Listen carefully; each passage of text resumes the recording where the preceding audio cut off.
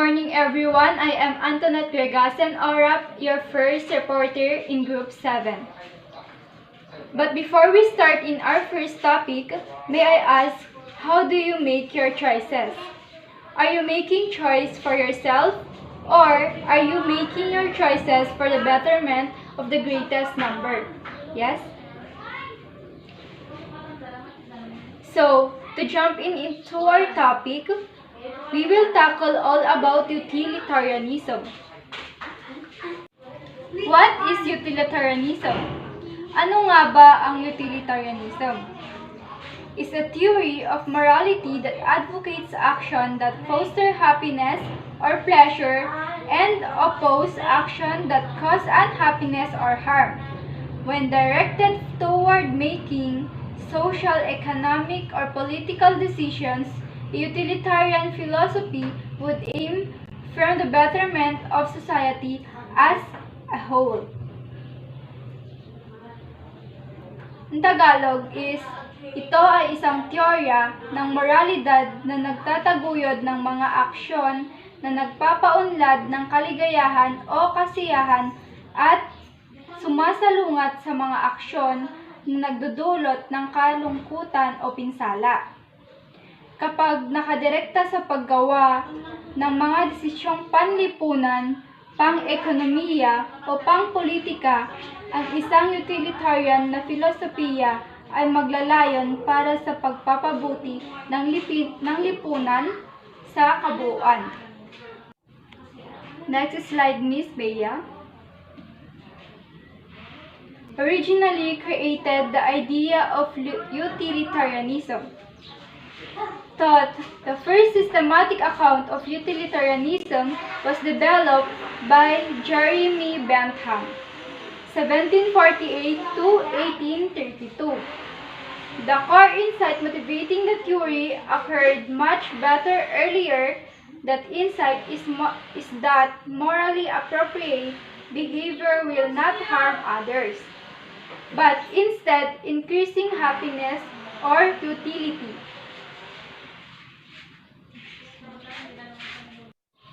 Principle of utilitarianism.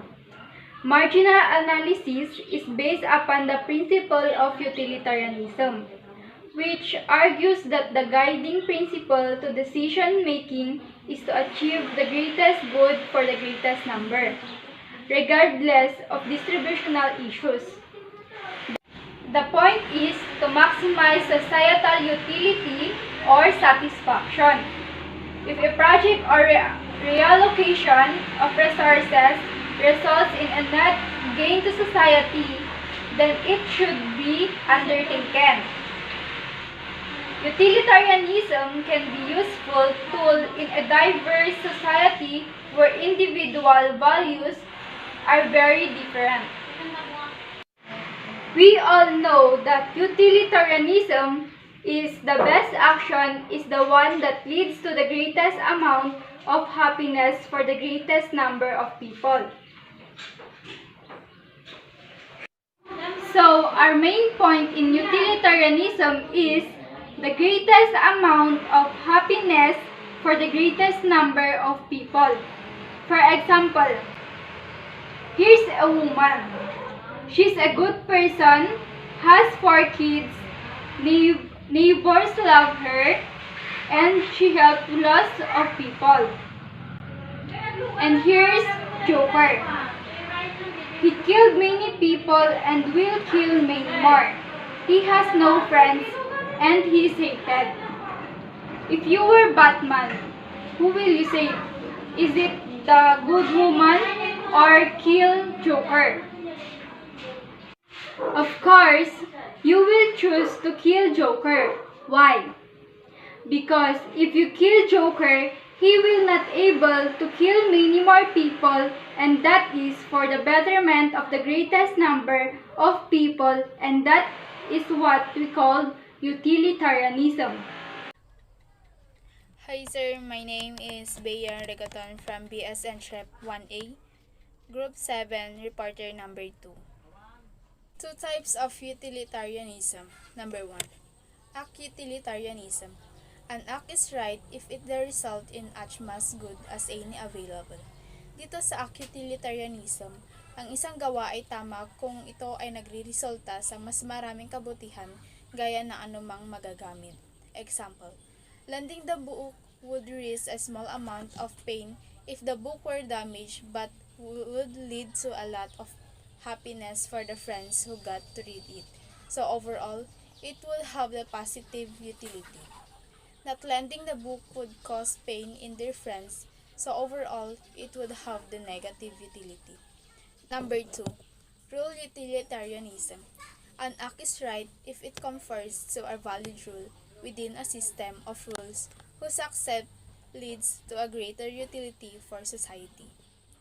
Dito sa rule utilitarianism, ang isang kilos ay tama kung ikaw ay sumasang-ayon sa isang wastong rule sa loob ng sistema na mga patakaran samantalang ang pagtatanggap ay humahantong sa higit na pakipakinabang para sa lipunan. Example, rule utilitarians would say that murder is morally wrong because it leads reduced utility and reduced happiness in society. Thus, the individual scenario of murdering Hitler's in his young adulthood would be as wrong. Two main features of utilitarianism. Number 1. The conceptualist principle. The right or wrongness of an act is determined by the goodness or bad of the results that flow from it. Dito sa conceptualist principle, ang isang tama o mali na isang gawa ay natutukoy sa pamamagitan ng kabutihan at kasamaan ng resulta na dumadaloy mula dito. Number 2. The utility or hinderness principle. The only thing that is good in itself is someone's specific type of state, like pleasures, happiness, and welfare. Dito sa utility or hinderness principle, ang tanging bagay na mabuti sa sarili nito ay ilang partikular na uri ng estado. Ibig sabihin, kasiyahan, kaligayahan, at kapakanan. Strength and weaknesses of utilitarianism. Strengths of utilitarianism. Number 1. It is straightforward and based on the single principle of minimizing pain and maximizing pleasures and happiness. Yung number 1 nga strength utilitarianism ko. Ito ay tuwid, pasulong at batay sa naiisang prinsipyo ng pagliit ng sakit at pag-maximize ng kasiyahan at kaligayahan. Number 2. It refers to actions which can be observed in the real world. Ito ay tumutukoy sa mga aksyon na maraming maobserbahan sa totoong mundo. Number 3. Conceptualism is also a strength, as when we act in it, only natural to weigh up consequences. Ang kahihinatnan nito ay isang lakas din, dahil kapag kumikilos tayo, natural lamang na tabingi ang mga kahihinatnan nito. Number 4. Utilitarianism accepts of the universal principle is essential for any ethical system. Ang utilitarianism na pagtanggap sa universal na prinsipyo ay mahalaga para sa anumang sistemang ethical. Number 5. The idea of promotional the well-being of greatest number is also important. Mahalaga rin ang mga ideya na pagtataguyod ng kaligayahan ng pinakamalaking bilang. Number 6. Preference utilitarianism also give the value principles of being an impartial observer. It is important to think about other interests or preference as long as one also include behaving justly. Preference utilitarianism din ang nagbibigay ng mahalagang prinsipyo ng pagiging isang walang kinikilingan tagamasid. Example, when making a decision, one is to take a good eye view of things and consider everyone equally. Weaknesses of utilitarianism. Number 1. It is good to consider the consequences of our action, but these are the predict with any accuracy. Mabuti na isaalang-alang ang mga kahinatnan ng ating pagkilos, ngunit ang mga ito ay upang mahulaan ng may anumang katumpukan. Number 2.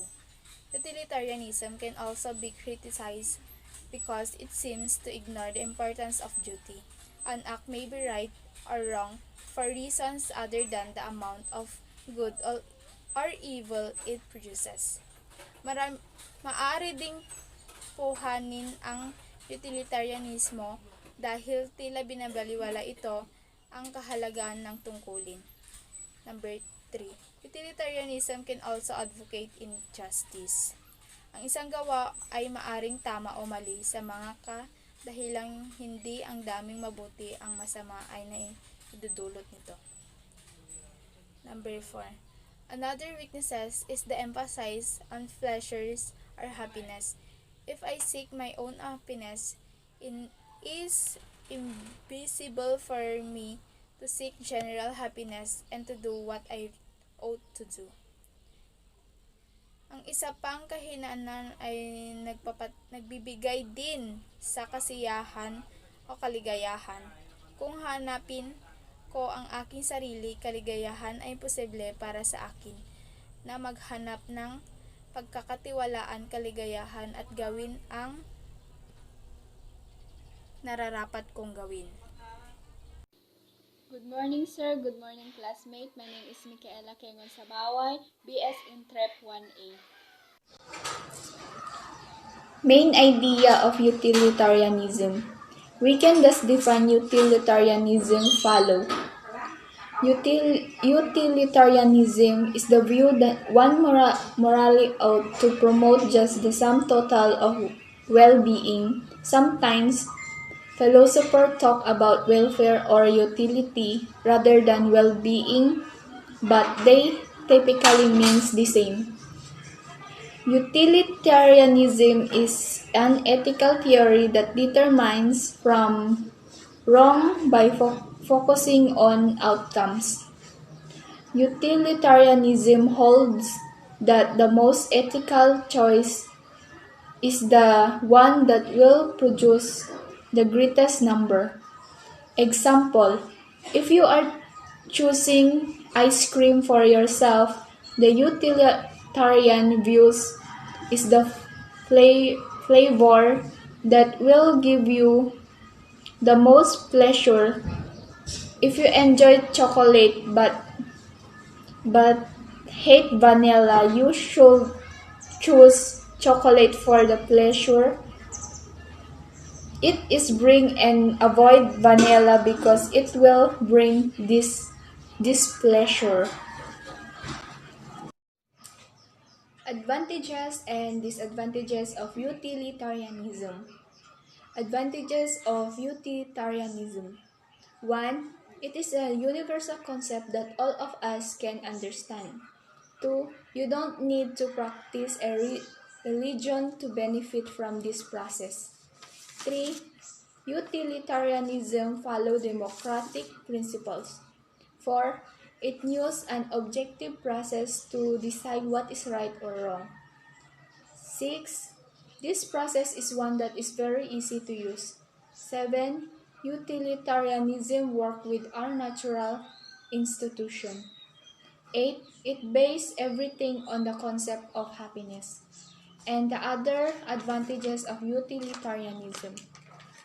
Doesn't need controversial assumption to get off the ground. Good account of many cases we're sure about. 3. Precise way of solving moral controversies could make morality into a science. Disadvantages of utilitarianism. Society does not solely focus on happiness when making choices. When making a choices, we don't just need to focus on happiness. We should also consider the effect or feelings of the choices that we made to ourselves or in the society. Number 2, the ends never really justify the means when considering happiness. For example, when we praise effort over performance in the classroom, students ends up actually doing better academically and psychologically. Number 3, outcomes are unpredictable when dealing with the future. For simplicity's sake, we will refer to unpredictable outcomes or unpredictability even when the outcomes are not completely unpredictable but only less predictable compared with the fully predictable outcomes. For happiness is something that is subjective. 5. It is forces you to rely on everyone else following the same moral code. If you abandon the idea of rule, regulation, and laws in society to pursue happiness, then you force to rely on the choices that others make to not bring harm into your life. 6. Utilitarianism doesn't focus on the act itself to form judgment. One could produce more overall happiness in the world by doing charity work tomorrow than by watching television all day tomorrow. According to utilitarianism, the right thing to do tomorrow is to go out and do charity work. It is wrong to stay home and watch television all day. 7. You cannot measure happiness in tangible ways. When we try to measure happiness, there isn't definitive measurement that can be used because your emotional reactions are different in every situation. The origin and nature of theory. Origin of utilitarianism. The origin of utilitarianism are often traced back to the Epicureanism of the followers of the Greek philosopher Epicurus. It can be argued that David Hume and Edmund Burke were proto-utilitarians, but as a specific school of thought, it is generally credited to the English philosopher Jeremy Bentham. Bentham found pain and pleasure to the only intrinsic values in the world. And this he derived the rule of utility that the good is whether bring the greatest happiness to the greatest number of people. Bentham himself, however, attributed the origin of the theory to Joseph Priestley, 1733-1804, the English scientist, the theologian, and founder of Unitarianism in England. In his famous 1861, refined Bentham's original principles. So, utilitarianism one most act in a way that greatest the most happiness. It describes utilitarianism action are right or wrong based upon whether the produce happiness or unhappiness. It has important implications for how we should think about leading an ethical life because utilitarianism weighs the well-being of everyone equally. It implies that we should make helping others a very significant part of our life. And are of this, we need to make these decisions hard on a holistic views. To make decision gain and necessarily indeed overted and should so with a strong experience to the higher pleasure and long-term happiness. Business fascination with utilitarianism. In a business context, utilitarianism implies an obligation for business to do what they can act in a way that maximize happiness and minimize suffering. So, utilitarianism provides a basis for seizing business behavior that cause harm to anyone at all. Business fascination with utilitarianism, where things came from and outdoors may support because of this theory. The main theory of utilitarianism. Utilitarianism is an ethical theory that determines right from wrong by focusing on outcomes. It is a form of consequentialism. Utilitarianism holds that the most ethical choices is the one that will produce the greatest good for the greatest number. The main theory of utilitarianism. Sometimes fact or false, but a theory where a statement came from is also known as the statement came from. Acceptance and revision of utilitarianism. It is admitted by all critics that J.S. Mill had a sincere intention to vindicate Bentham's theory of utilitarianism. But ultimately, his theory has rejected the main tenets of utilitarianism advocated by Jeremy Bentham. Acceptance and revision of utilitarianism. The changes to the theory of J.S. Mill in utilitarianism that almost the exact opinion has been expressed by C.L. Whipper. Nature of utilitarianism. Nature of utilitarianism. Utilitarianism is an effort to provide an answer to the practical question, what ought a person to do? The answer is a good ought to act so as to maximize unhappiness or pain. Nature of utilitarianism. Utilitarianism has good effect in answering to the question, to the practical question. It also relies on some theory of intrinsic value, that means to Bentham and Mill, where hedonists they analyze the happiness as a balance or pleasure over pain, and believe that this feeling alone areas intrinsic value and this value. Good morning, sir. I'm Carlo J. Malagyap, Group 7, BSN Trip A1, representing the utilitarianism. Importance of business fascination with utilitarianism. Utilitarianism marketing provides a variable service to customers, whether they ever pay a penny to the company itself or not. It is truly selfish to look at what people might need and take action to make their lives better. Ang utilitarianism marketing ay nagbibigay ng mahalagang serbisyo sa mga customer.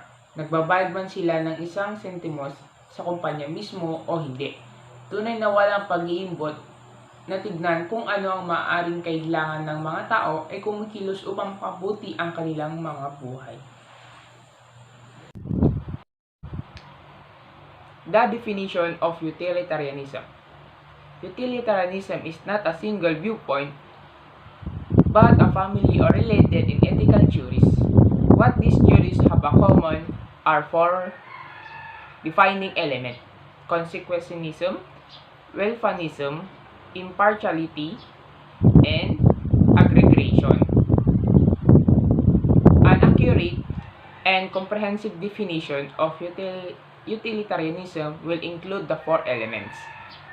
But we can thus define utilitarianism as follows.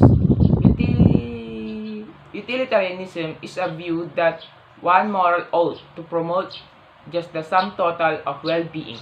Sometimes, philosophers talk about morality and unity rather than well-being, but they typically mean the same thing. Minsan, pinag-uusapan ng mga philosopher ang tungkol sa mga morality o unity sa halip na well-being. Ngunit, karaniwang pareho ang ibig sabihin ng mga ito. Consequentialism. Utilitarianism accepts consequentialism, which is defined as follows. In the view that one morally ought to promote just good outcomes, consequentialism revolves offer alternative accounts of what one morally ought to do that depend on figures other than the value of the resulting outcome. For example, according to deontology, morality is about following a system or of rules, like do not lie or do not steal.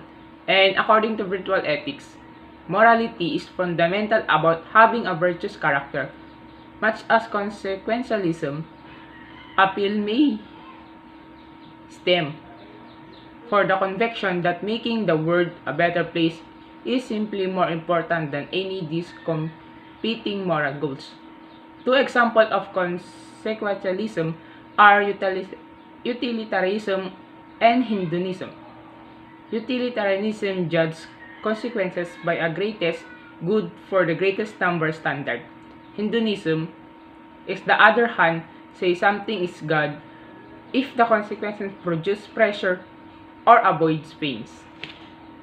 Ang consequentialism ay isang ethical na teorya na mahatol kung ang isang bagay ay tama o mali sa pamamagitan ng kung ano ang mga kahihinatnan nito. Halimbawa, karamihan sa mga tao ay sang-ayon na ang pagsisinungaling ay mali.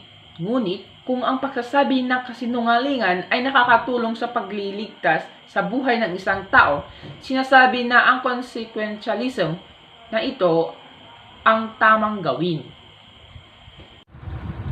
Welfanism. Consequentialists differ regarding what they mean by good consequences. Utilitarianism endorses welfanism, which is defined as follows. Welfanism is the view that only the welfare also, called well-being, of individuals determines the value of an outcome. Specifically, from the welfarist perspective, good consequences and those which increase well-being in the world, while bad consequences are those which decrease it. Philosophers use the term well-being to describe everything that is good for a person itself, as opposed to this only instrumentally good for a person. Example, money can buy many useful things, and it is thus good for a person instrumentally, but it is not a component of their well-being. Ang welfanism ay ang pananaw na tanging ang kapakanan, tinatawag din na kagalingan ng mga individual ang tumutukoy sa halaga ng isang resulta. Impartiality and equal consideration of interest. Utilitarianism is committed to a concept of impartiality that builds in the equal consideration of interest. Impartiality is view that the identity of individuals is irrelevant to the value of an outcome. Furthermore, equal weight must be given to the interests of all individuals. Accepting this conception of impartiality means treating well-being as equal valuable regardless of when, where, or the whom it occurs. As utilitarian philosopher Henry Sidgwick states, the good of any one person is no more important from the point of view of the universe than the good of any others. As a consequence, utilitarians value the well-being of all individuals equally, regardless of their nationality, gender, where of when they live, or even their nationality, gender, where of when they live, or even their species. According to utilitarianism, in principle you should not even privilege the well-being of yourself or your family over the well-being of distant strangers. Should there might be good practical reason to do so? Not all philosophers agree that impartiality is a core feature of morality. Ayon kay Henry Sidgwick na the good of any person is no more important from the point of view of the universe than the good of any others. Hindi na importante ang pag-uugali ng isang tao sa mundong ating kinakatayuan ngayon. At ang kapalit nito ay pantay na pagpapahalaga ng mga utilitarian ang kapakanan ng bawat individual. Anuman ang kasarian at anuman ang kanyang pinaggalingan. At hindi lahat ng mga pilosopo ay sumasang-ayon dito. Aggregationism. According to utilitarianism, the overall value in the world is given by the sum total of well-being in it. This means utilitarianism accepts aggregationism, which is defined as follows. According to utilitarianism, is the view that the value of the world is the sum of the values of its parts, where these parts are local phenomena such as experiences, life, or societies. When combined with welfareism and equal consideration of interest, this view implies that we can meaningfully add up the well-being of different individuals and use this total to determine which trade-off are worth making. For example, utilitarianism claims that improving 5 lives by some amount is better than improving 1 life by the same amount, and that is 5 times better. Advantage and disadvantage of businesses functionation with utilitarianism. Basic utilitarianism is soft-act version. These are the theory's central advantage: clarity and simplicity. In general terms, it's easy to understand the idea that we should all act to increase the general welfare. Acceptability. The idea bringing the greatest number coheres with common and popular ideas about what ethical guidance is supposed to provide. Flexibility. The weighting